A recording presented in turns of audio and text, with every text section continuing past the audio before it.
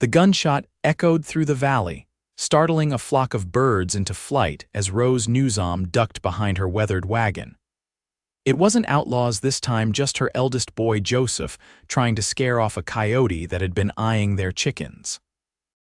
Life in Republic, Kansas in 1873 was never easy, especially not for a widow with 7 children and a farm that demanded more than she could give. Joseph, what have I told you about firing without warning? Rose called out, her calloused hands planted firmly on her hips as she stepped from behind the wagon. Sorry, Ma, the 14-year-old called back, lowering the rifle. Thought I'd get him this time. Rose sighed, tucking a strand of auburn hair back into her practical bun. At 32, she'd already lived several lifetimes, married at 16 to Thomas Newsom, widowed at 30 when influenza took him, and now struggling to keep their homestead alive while raising 7 children alone. Put that away and help your brothers with the fence, she instructed, turning back to the endless piles of laundry that needed washing. The younger children were scattered around the yard, 10-year-old twins Mary and Martha playing with dolls made from corn husks, 8-year-old Samuel whittling a stick with a small knife, 6-year-old Daniel collecting chicken eggs, and the youngest two, 4-year-old Elizabeth and 2-year-old James, napping inside the cabin. The farm had been beautiful once. Now the fences sagged in places, the barn needed a new roof, and the fields weren't producing what they should. Rose had been doing her best, but the burden grew heavier each day. "Ryder coming," called 12-year-old Matthew from his perch on the fence. Rose squinted against the afternoon sun, shielding her eyes as she made out the figure of a man on horseback approaching their property. Visitors were rare this far from town, and unexpected ones even more so. The stranger rode a magnificent chestnut stallion, his posture straight and confident as he approached. Rose reached for the shotgun she kept near the washing tub. A woman alone couldn't be too careful. "Afternoon, madam," the man called, stopping his horse a respectful distance away. He removed his hat, revealing thick dark hair and piercing blue eyes that caught Rose off guard. "Name's Noah Mitchell, looking for the Jenkins place. Seems I might have taken a wrong turn at the creek." Rose kept the shotgun visible but lowered. "You're a ways off.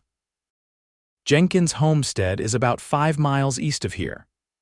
She studied him carefully. He was dressed like a cowboy, with worn leather chaps and a dusty trail coat, but there was something different about him. His boots were of good quality, and the silver on his saddle caught the sun.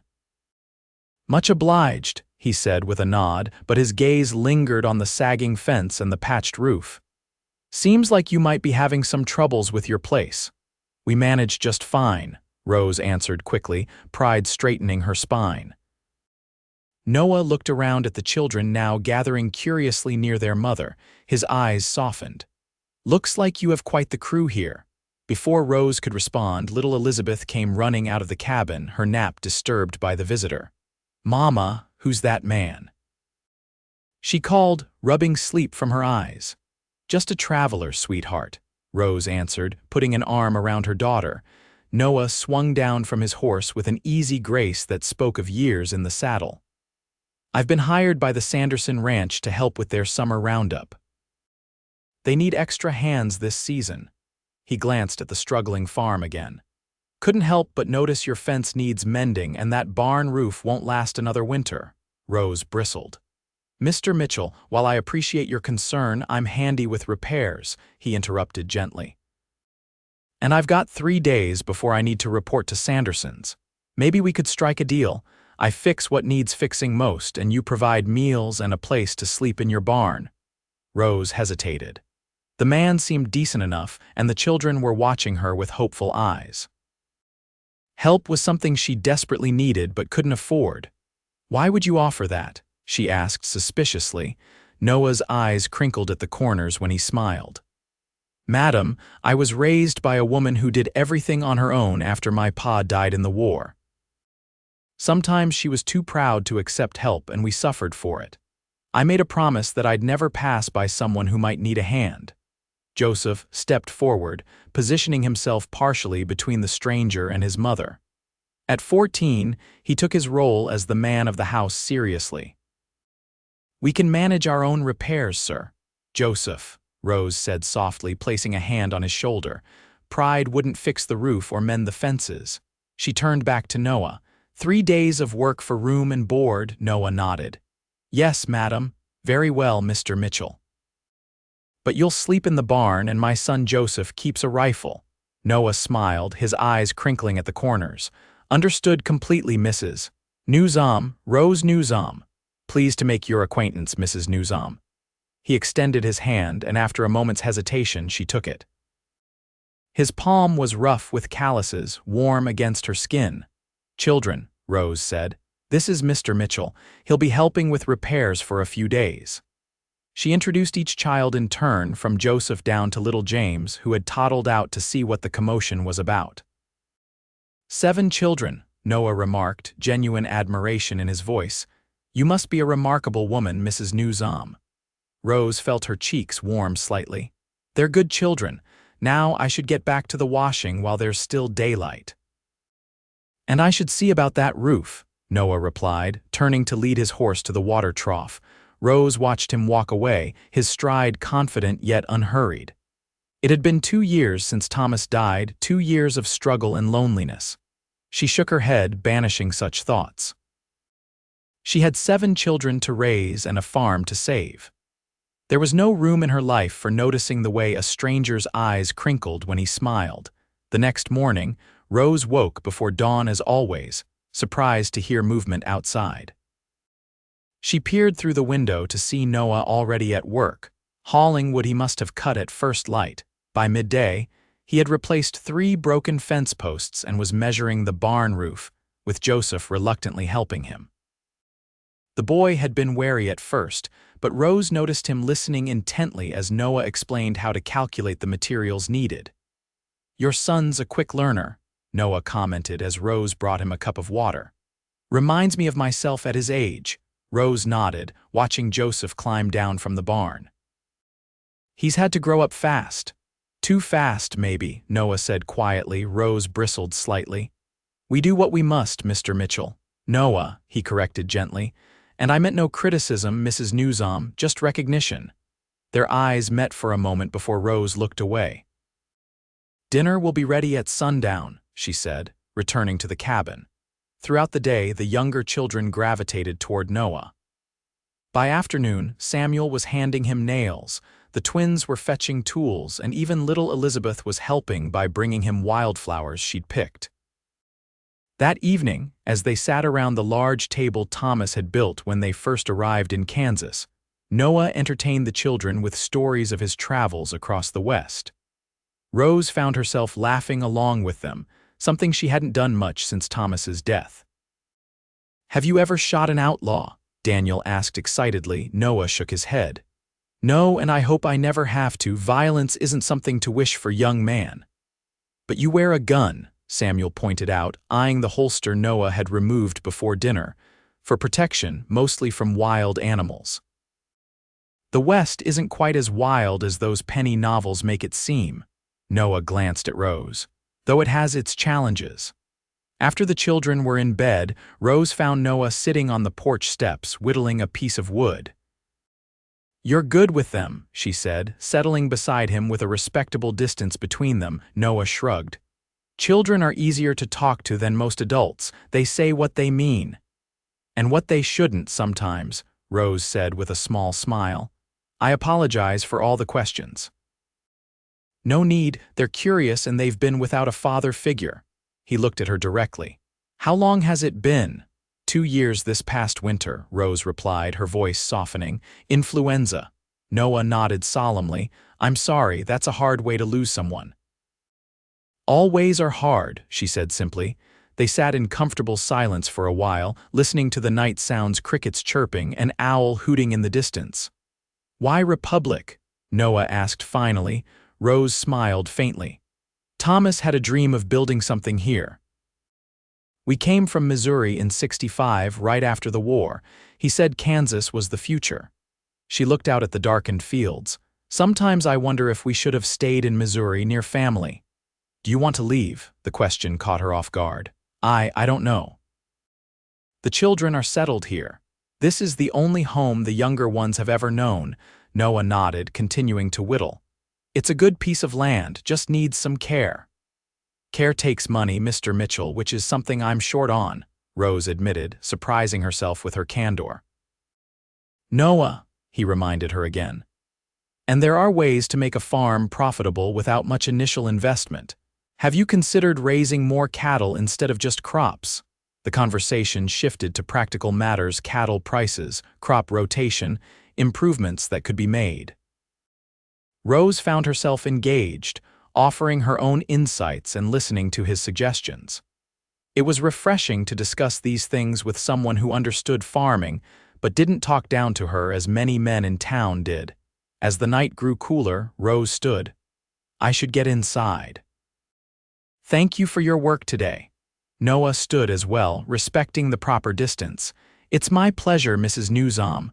Rose, she said quietly, and was rewarded with one of his warm smiles. Good night, Rose. The next 2 days fell into a pleasant rhythm. Noah worked from dawn until dusk, making repairs Rose had thought would take weeks.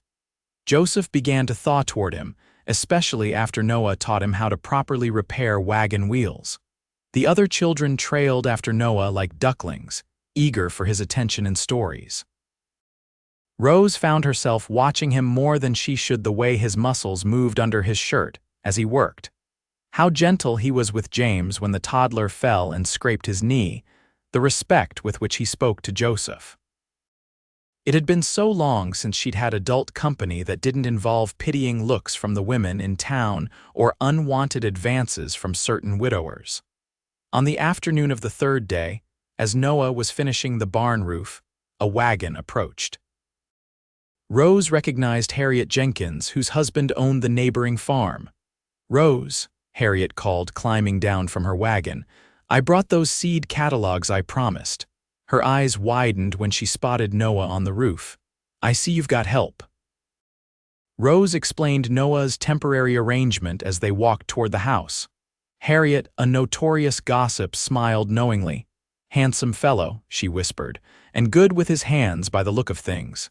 It's not like that, Rose protested. He's just passing through. MMHMM, Harriet nodded, unconvinced. Well, it wouldn't be a scandal if it was. You've been a widow long enough. Rose changed the subject, offering Harriet coffee inside, but her friend's words lingered in her mind. That evening, Noah announced that he'd finished all the urgent repairs. The roof will hold now, the fence is secure, and I fixed that broken axle on your wagon, he said as they sat at dinner. I've got to head to the Sanderson ranch in the morning. A collective groan went up from the children. Do you have to go? Elizabeth asked, her lower lip trembling. Mr. Mitchell has work to do, sweetheart, Rose explained, ignoring the hollow feeling in her own chest. But we need him here, Martha protested. Yeah, who's gonna help us fix things? Samuel added. Rose gave them a stern look. We managed before Mr. Mitchell came, and we'll manage after he's gone. The rest of the meal was subdued. As Rose washed dishes, she could hear Noah outside, telling the children a final story about a journey he'd taken through the mountains. Their laughter drifted through the open window, making her smile despite her melancholy. Later, after the children were asleep, Rose found Noah in the barn, brushing down his horse. The children will miss you, she said from the doorway. Noah looked up, a soft expression crossing his face. I'll miss them too. You've done more work than our agreement called for, Rose acknowledged. I'm grateful. It was the least I could do. Noah set down the brush and walked closer. In the lantern light, his eyes were impossibly blue. Rose, I've been thinking. Yes. Her heart beat faster, though she told herself not to be foolish. The Sanderson job will last through summer, maybe into early fall. I'll be staying just 5 miles away. He hesitated, then continued. I could come by on Sundays, help with any other repairs you need. Maybe teach Joseph a few more skills. Rose tried to mask her relief with practicality. You don't owe us anything more. It's not about owing, Noah said quietly. I enjoy being here with your family, with you. The air between them seemed to still. Rose was acutely aware of his presence, of how long it had been since a man had looked at her the way Noah was looking at her now. "I couldn't pay you," she said finally. "Sunday dinner would be payment enough," he answered with a smile. Rose nodded slowly. "Then we would welcome your company on Sundays, Mr. Noah." His smile broadened. "I'll be here after church." The following Sunday, the children were up at dawn, excited for Noah's visit. Rose found herself taking extra care with her appearance, wearing her one good dress and arranging her hair more carefully than usual. She scolded herself for such vanity, but couldn't deny the flutter of anticipation she felt. Noah arrived just after noon, his horse freshly groomed and his clothes clean. He brought small gifts: a carved wooden horse for Daniel, ribbons for the girl's hair, a proper whittling knife for Samuel, and a book on carpentry for Joseph. For Rose, he brought a jar of honey from the Sanderson ranch. "Mrs. Sanderson keeps bees," he explained as he handed it to her. "Said this was from their first spring collection." "That's very thoughtful," Rose said, surprised by the gesture. The day passed pleasantly. Noah helped Joseph repair a chicken coop, played games with the younger children, and sat with them all at dinner, regaling them with stories of his first week at the ranch. As dusk approached, he reluctantly saddled his horse to leave. Same time next Sunday. He asked Rose as she walked him to the gate. "We'll look forward to it," she replied, meaning it more than she wanted to admit, and so a new routine developed. Each Sunday, Noah would arrive after church and spend the day at the Newsom farm. Sometimes he brought small treats for the children or practical items the family needed. Always, he worked alongside them, teaching Joseph and Matthew new skills, playing with the younger ones and talking with Rose. As summer progressed, Rose found herself counting the days between his visits. The children blossomed under his attention, especially Joseph, who began to carry himself with new confidence as Noah taught him about animal husbandry and building. One Sunday in late July, while the children were napping or playing quietly during the afternoon heat, Noah suggested he and Rose take a walk to check the far pasture. "I've been thinking about your cattle situation," he explained as they walked side by side, maintaining a proper distance. "That north field would be perfect for a small herd if we could clear some of the brush." Rose smiled at the casual "we" in his statement. "It would take weeks of work to clear it properly." "Not if we had help," Noah countered. "Some of the Sanderson hands owe me favors." "I bet we could get it done in a day or two if they pitched in." Rose stopped walking, turning to face him. "Why are you doing all this, Noah? These aren't your problems to solve." Noah's expression grew serious. "Because I care what happens to you, to all of you." The sincerity in his voice made Rose's heart skip. "We're managing. You're surviving," he corrected gently. "You could be thriving." They stood in silence for a moment, the summer breeze rustling the tall grass around them. In the distance, a meadowlark sang. "Rose," Noah said finally, taking a step closer. "I know it hasn't been very long, but I want you to know that my intentions, that is, I hope you might consider." He ran a hand through his hair, suddenly looking boyish despite his years. "I'm not very good at this." Rose felt warmth spreading through her chest. "At what?" "At telling a woman I've come to care for her. Very much." The words hung in the air between them. Rose looked down, emotions warring within her. Part of her wanted to step into his arms, to acknowledge the feelings that had been growing since that first evening on the porch. Another part held back, wary of risking her heart again, of disrupting the precarious stability she'd built for her family. "Noah," a shout from the direction of the house interrupted her. They turned to see Joseph running toward them, waving urgently. "Ma, Mr. Mitchell, come quick."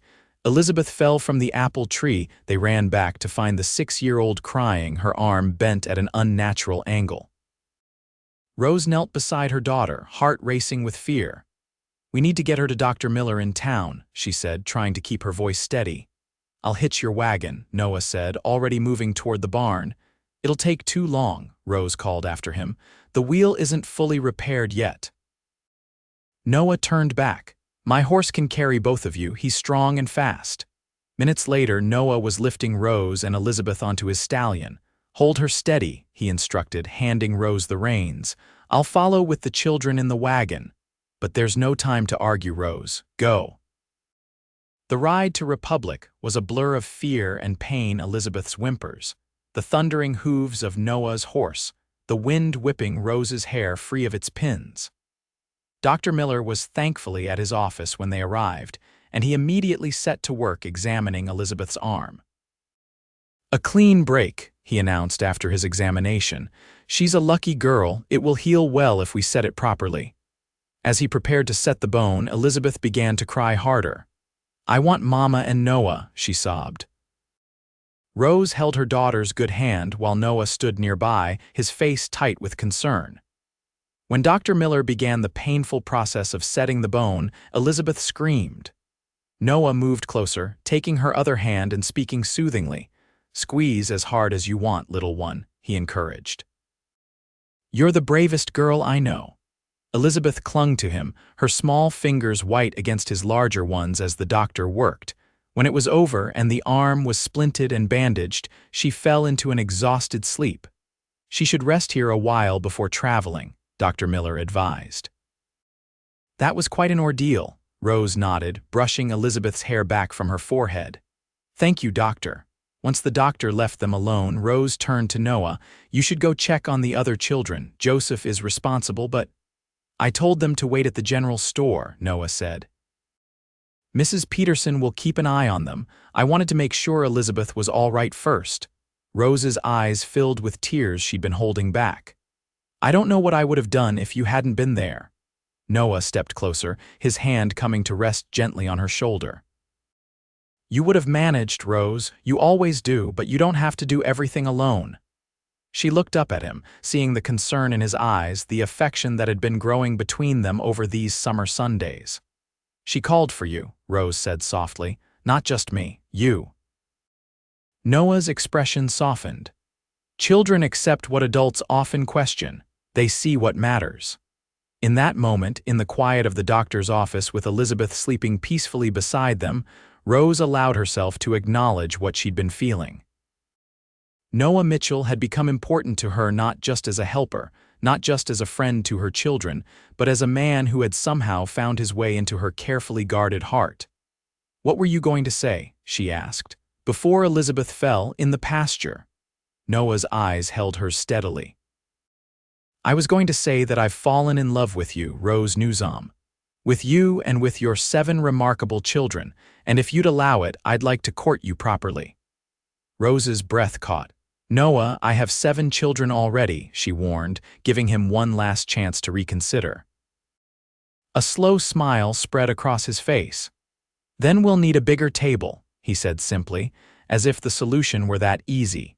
Perhaps, Rose thought as she reached for his hand, it was.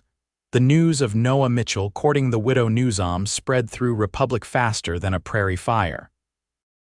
Some tongues wagged, the more gossipy women wondering if there had been impropriety before the courtship was announced, but most of the townsfolk approved. Rose had struggled alone for too long, they said, and Mitchell seemed a decent sort. For Rose and her children, the following weeks brought changes both subtle and profound. Noah continued his Sunday visits, but now he would sometimes arrive on Wednesday evenings as well, bringing small gifts and staying for dinner. He treated Rose with formal respect in public, offering his arm at church, tipping his hat when they met in town, but their private conversations grew deeper, more intimate. The children flourished under his attention.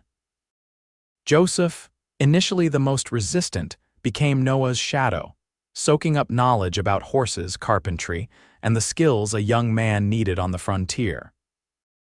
Even little James, who had no memory of his father, began to toddle after Noah whenever he visited, arms raised in a silent request to be lifted up. True to his word, Noah arranged for several of the Sanderson ranch hands to help clear the north pasture.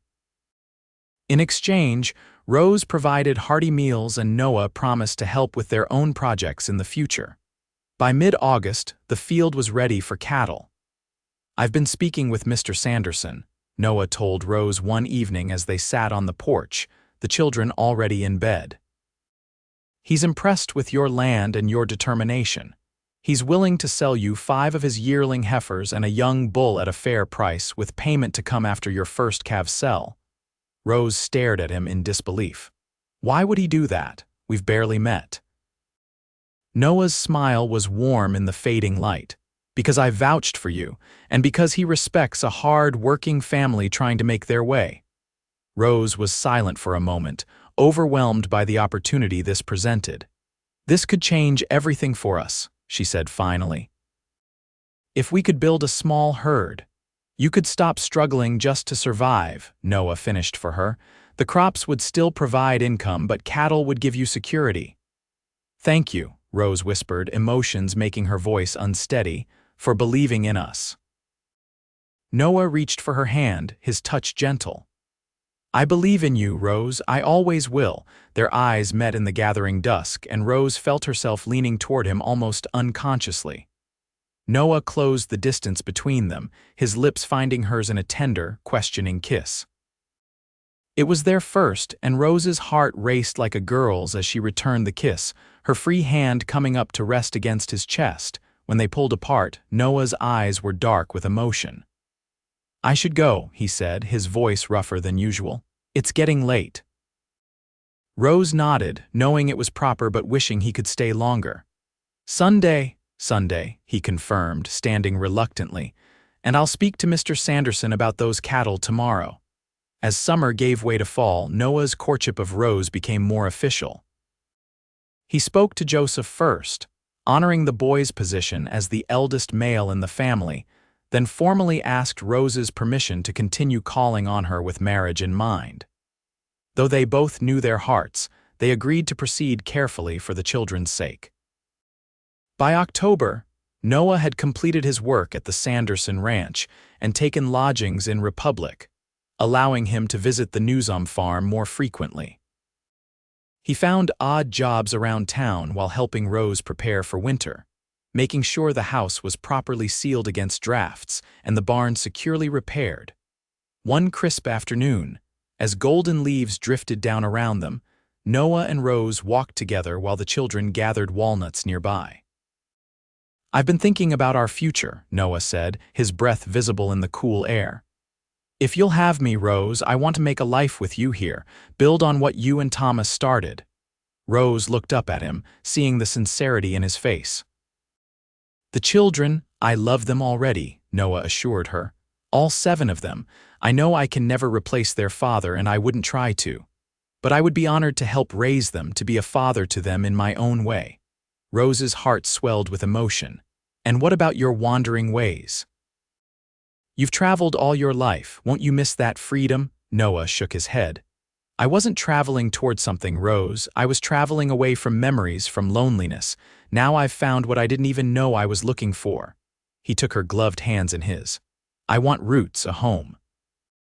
With you, in that moment, Rose knew with absolute certainty that this was right. Yes, she said simply. Yes to all of it. Noah's face broke into a radiant smile. He pulled her close and kissed her more boldly than before, a promise of the life they would build together. That evening, they gathered the children around the large kitchen table that Thomas had built years ago. Even with 9 of them, there was still plenty of room, a fact that Noah noted with a meaningful glance at Rose that made her blush. Children, Rose began, Mr. Mitchell and I have something to tell you.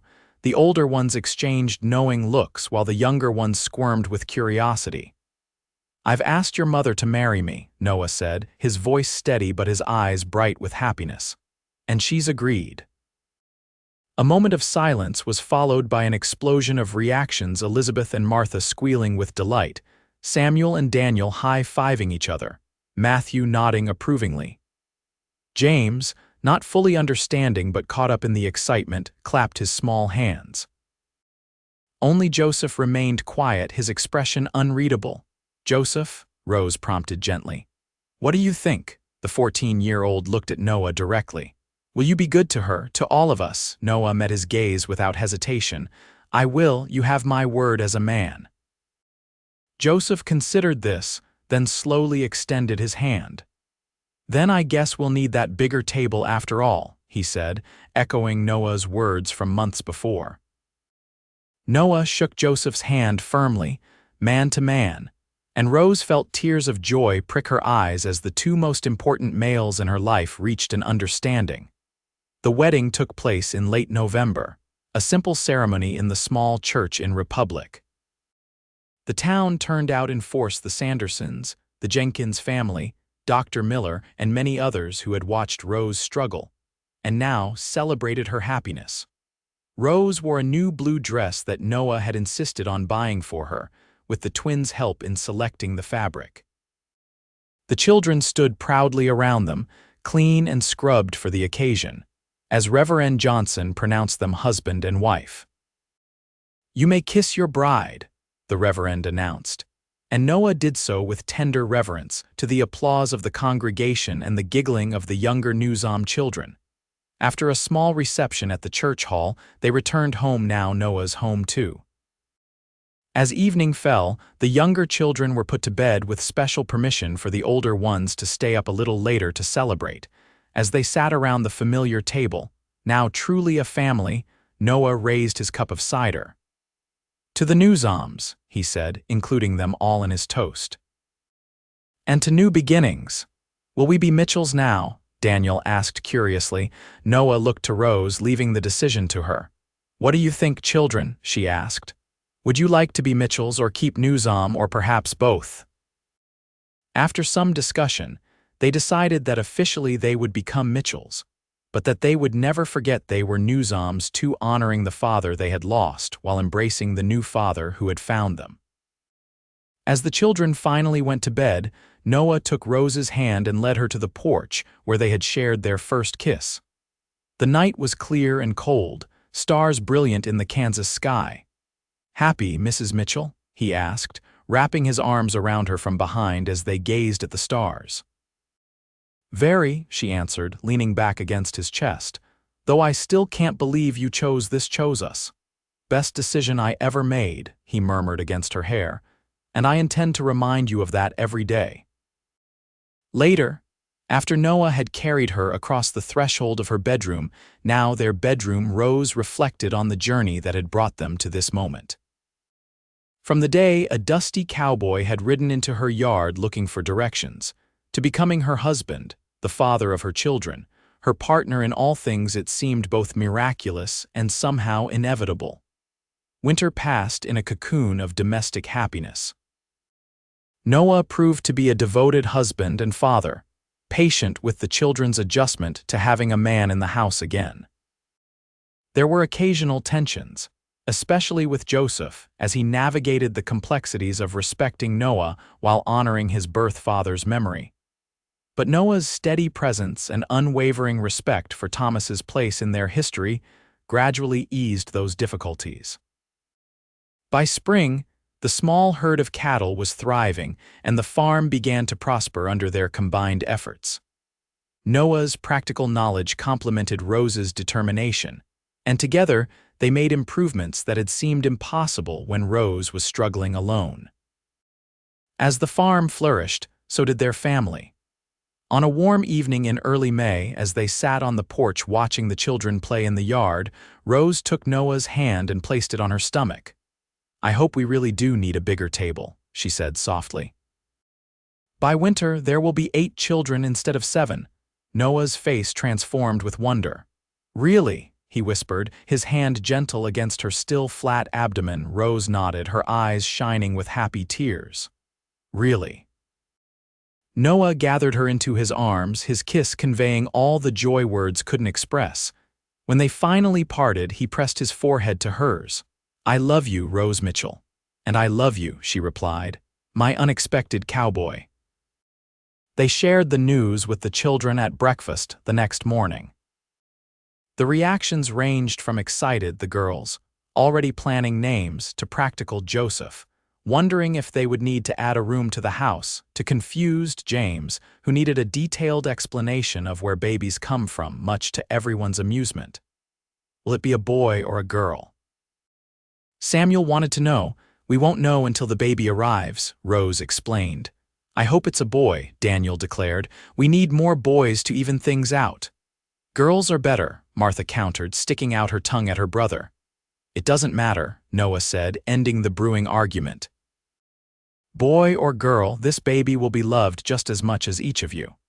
He looked around the table, meeting each child's eyes in turn. This family is a gift I never expected to receive. Every one of you is precious to me. His words settled over the table like a blessing. Rose watched the faces of her children, their children now, as they absorbed Noah's declaration. Even Joseph, still sometimes wary of fully accepting Noah, nodded in acknowledgement of the sincerity in their stepfather's voice. The months that followed were filled with preparation and anticipation.